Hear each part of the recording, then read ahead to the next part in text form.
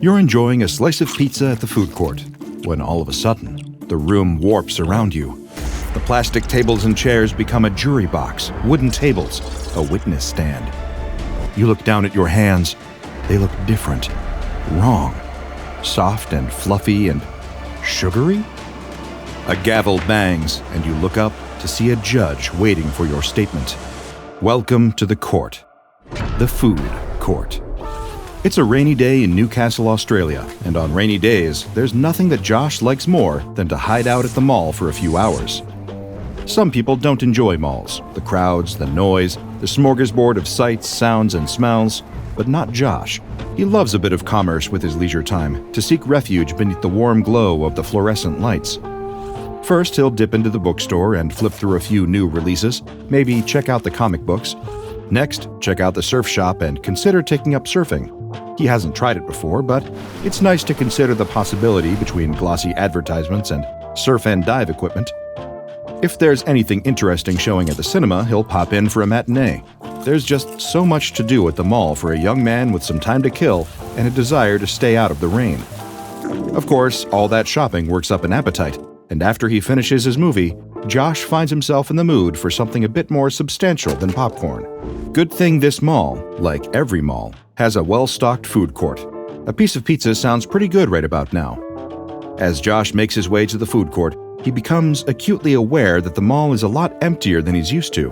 He hasn't been to this particular mall before, to be fair, but generally a rainy day brings pretty big crowds in, eager to avoid the storm. But it's nothing to worry about, more for him to enjoy. The stores are still open and well-staffed. It doesn't matter much to him that there don't seem to be many shoppers. If anything, he knows that the food court won't have any long lines. His prediction turns out to be correct, and when he reaches the food court, Josh finds it nearly deserted, except for the employees manning each of the counters. He shrugs and steps up to the counter beneath a giant picture of a pizza. Guess the good old-fashioned shopping mall couldn't keep up with online shopping forever. But at least there are still some people, like Josh, keeping the old ways alive. He orders a pizza and a soda from a nervous, sweaty teenage cashier, then carries his meal over to one of the many empty plastic tables and chairs. First, a big sip of soda. Walking through the mall really makes a guy thirsty. Now, time to feast. Nothing like a good bit of food court pizza after working up an appetite. Josh takes a big, ravenous bite and begins to chew. It's good. Better than pizza at the mall usually is, he has to admit. But something doesn't feel right. His throat feels strange as he swallows. His eyes feel bleary and heavy all of a sudden. He blinks and peers around the room to find it changing. The walls close in, the room shrinking around him. The furniture reconfigures itself, forming desks, rows of chairs, box seats off to the side, a judge's bench. Josh has watched plenty of legal dramas, more than enough to recognize this layout when he sees it. He's in a courtroom. But how? And why? But that question is soon replaced with new questions as he sees a loaf of bread wobbling across the floor toward him. There's no other way to describe it. The bread is walking in his direction. It stops right in front of him, and much to his shock, it begins to speak. But before we go any further, I have a question for you. Have you been feeling like something's just not right? Is there something holding you back from achieving your happiness or your goals? You don't need a clinical mental health issue to benefit from therapy. Sometimes the daily challenges of life are enough. Therapy gives you tools to approach life differently, and it's a sign of strength to seek help when you need it. That's why I'm excited to introduce today's sponsor, BetterHelp. BetterHelp is on a mission to make therapy easier by making it more affordable and more accessible, and this is an important mission because finding a therapist can be really hard, especially when you're limited to the options in your area. BetterHelp is a platform that makes finding a therapist easier because it's online, it's remote, and by filling out a questionnaire, BetterHelp can match you to a professional therapist in as little as a couple days. If your therapist doesn't feel like the right fit, you can switch anytime at no additional cost. BetterHelp makes it easy. With over 7,000 reviews and a 4.5-star rating on Trustpilot, BetterHelp is a platform you can trust. If you're struggling, consider therapy with BetterHelp. Check the link in the description or go to betterhelp.com/DrBob to get 10% off your first month. Thank you again, BetterHelp, for supporting this channel. And now, back to the bizarre English-speaking loaf of bread. Please baguette to your seat, Defendant. For a moment, Josh is too stunned to respond. Eventually, he summons the words, or he tries to. What he thinks and what comes out of his mouth are entirely different. He wants to ask what's going on, but what comes out is, "Why do you think you can boss me around, you big loaf?" He stands up and scans the newly formed courtroom. It isn't just him and the magical talking bread loaf in here. He can see a bucket of popcorn sitting in the jury box next to a gummy bear, a head of lettuce watching from one of the chairs behind him. A chicken drumstick sits at a typewriter, acting as the court reporter. Josh realizes then that in this nonsense court, this loaf must be the bailiff, or the bail loaf, as it were. "Huh," the bail loaf scoffs. "I'm the yeast of your worries." He slaps Josh on the back with a hand a bread loaf shouldn't have and leads him over to a chair at the defendant's table. "So you'll say it again. Sit down." Even in his shock and confusion, Josh can feel himself growing irritated at the food-based puns. What's going on here? Did someone put something in his pizza? Or did he fall asleep in the food court and start having some kind of bizarre food-induced nightmare? It's all just too weird. But he sits just the same. "Fine, but stop doing that. You're starting to get on my nerves." Wait, what? Again, he can't control the words coming from his mouth. They tumble out, seemingly of their own accord. He's never been much for puns before, but now he just can't seem to stop. The weirdest day ever is only getting weirder, as a big red heirloom tomato sits down in the chair next to him. "Don't worry about that. That just kind of happens here. You'll get couscous to it," the tomato says. The tomato lawyer, maybe? Tomaterney? "Who are you, Vanilla Extractly?" Josh asks. He's never spoken to a tomato before, much less one with a southern accent. "Oh, right. Nice to meet you. I've been assigned as your public defense arugula lawyer." So Josh was right. This is his tomaterney. But why does he have one in the first place? What crime could he possibly be on trial for, especially in such a strange court? But before he can ask, the bail loaf bellows an announcement. "All rise for the Honorable Fudge Hershey." Oh, for the love of chips. But he stands, unwilling to find out what might happen if he gets himself in even more trouble in this food-based land. Here comes the judge, or the fudge. Sure enough, the door opens and in strides the stateliest piece of fudge that Josh has ever seen, clad in a judge's robes. It sits at the judge's bench and without any arms, picks up the gavel and pounds it on the wooden surface, bringing the room to attention. The piece of fudge has no eyes, but Josh can feel the fudge looking right at him just the same. It speaks. "Now let us get this underway. Defendant, what is your name?" Defendant, that's him. In a moment of pure panic, Josh salutes the fudge, then speaks. "I am Josh?" The fudge nods. "Josh, you stand before a jury of your pears, and by that I mean pears you've eaten throughout your life, to defend the fact that you have killed and eaten so many of us before. Let's start with your opening arguments." Wait, what? Is this for real? Josh pinches his arm hard. Ouch, it hurts. So, not a dream then. Maybe a hallucination? But it feels so real. Wait a second. When he pinched his arm, something didn't feel right. In all of the confusion, Josh has been looking at the room and the food in it, but he hasn't taken a moment to look down at himself. When he does, he sees that his clothes, his skin, his hair, and no doubt his blood, organs, and all the rest are made from thick cake frosting in a variety of colors. He's not just among the food, he's become food too. But his transformed state doesn't seem to have won him any points with the fudge, or the jury of the pears and various other foods. How is he supposed to defend the act of eating food to a room full of food? Well, he's got to try. He clears his throat and begins. I know this is hard to hear." He glances at the jury box, attempting to make sympathetic eye contact with the foodstuff sitting there. "But I promise, I only ever eye any of you to stay alive." He meant to say alive, but that'll have to do. Someone on the other side of the room snorts derisively in response. Josh turns his head and sees something standing at the plaintiff's table. It looks like a big piece of cured meat, salami or prosciutto perhaps. What's the pun here? Oh, it washes over him like a bucket of cold water dumped on his head. The prosecutor. The procharcuterie. "Today," the procharcuterie begins, I will convince you that Josh not only ate many of us, but ate us with delicious intent.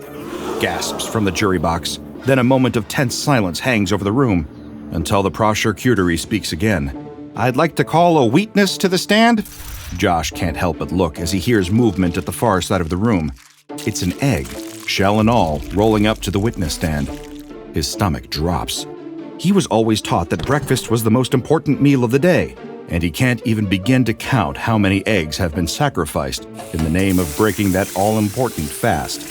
The egg stills on the stand, and the prosecutor begins his line of questioning. Hello, Miss Sunny Side-Up. You all know Sunny as the hard-boiled cop who keeps our streets safe. But did you know Miss Side-Up was brutally attacked and eaten by Josh a while back when... Well, I'm gonna let Sunny tell you about it. Josh's eyes widen at the words. If he'd known the egg was a cop, he never would have eaten it.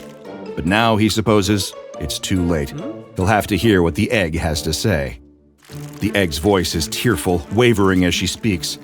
My memory of the event might be a little scrambled since it was pretty traumatic, but I'll tell the story as well as I can remember. It was early in the morning when that deviled man kidnapped me and my fellow eggs.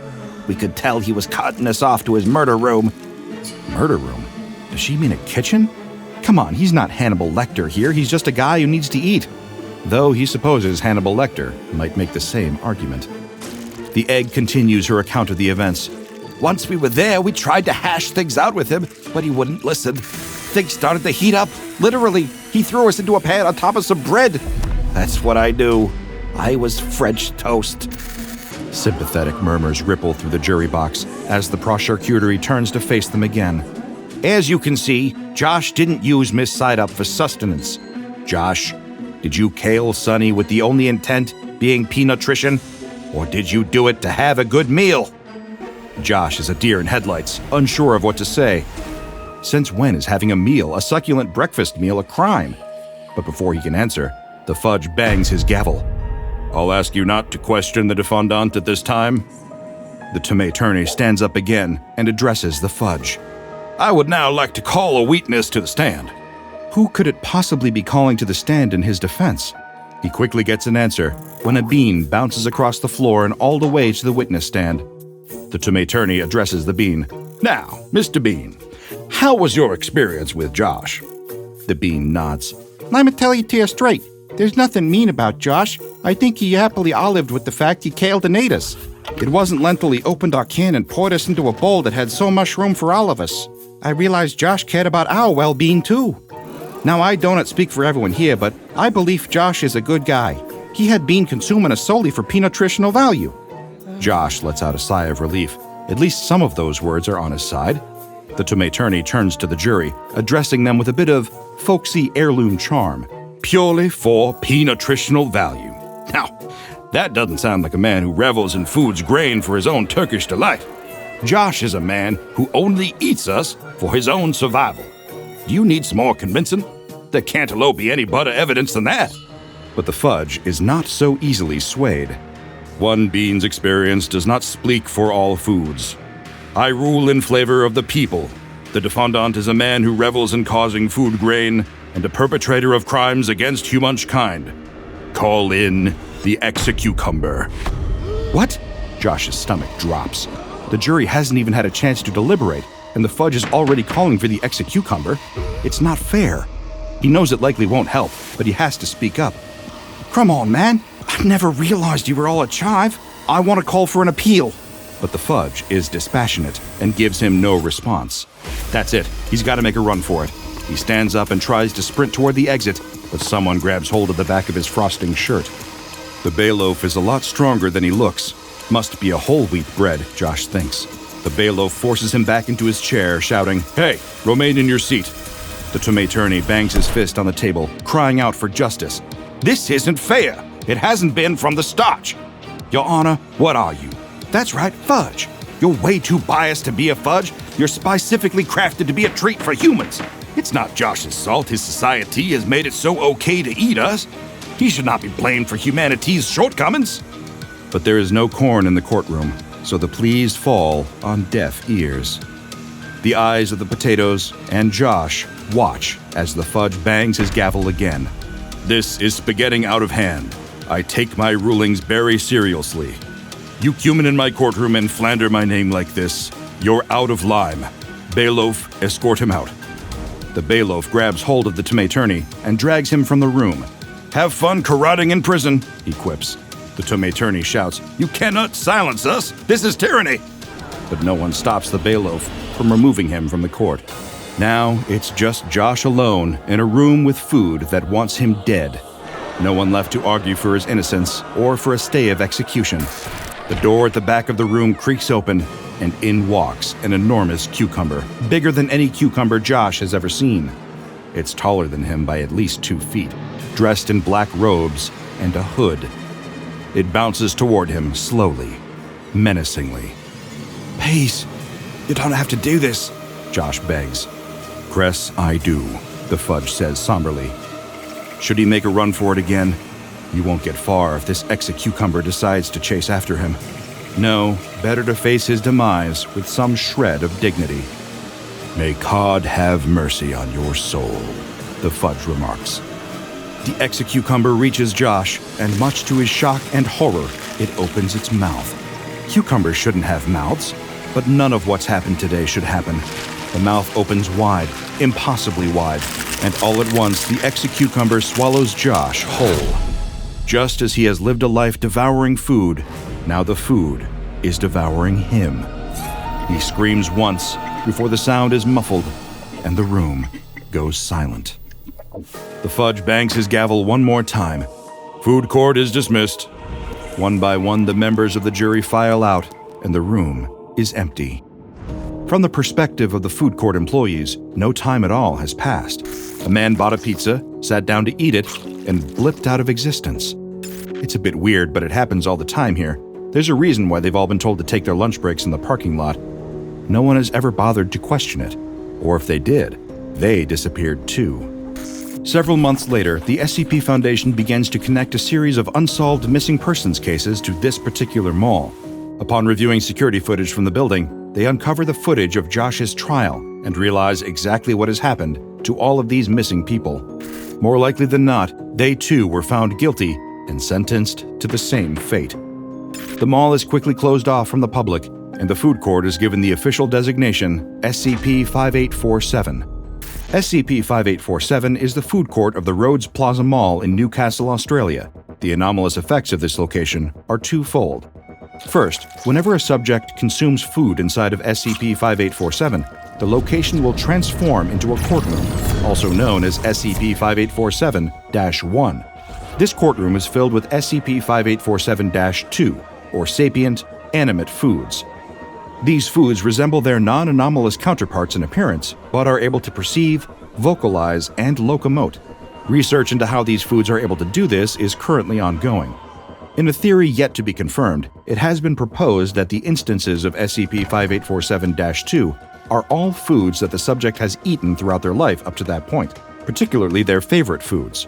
Once someone is inside of SCP-5847-1, they will transform into a perfectly rendered facsimile of their original appearance, created from what appears to be thick cake icing. There, in front of a jury of their previous meals, the subject must defend the fact that they eat and have eaten food to a judge that appears to be made from a large piece of sugar candy. Then, they will either be found not guilty and free to go, at which point the room transforms back into a food court and the subject returns to human form, or they will be found guilty, and you know how that goes.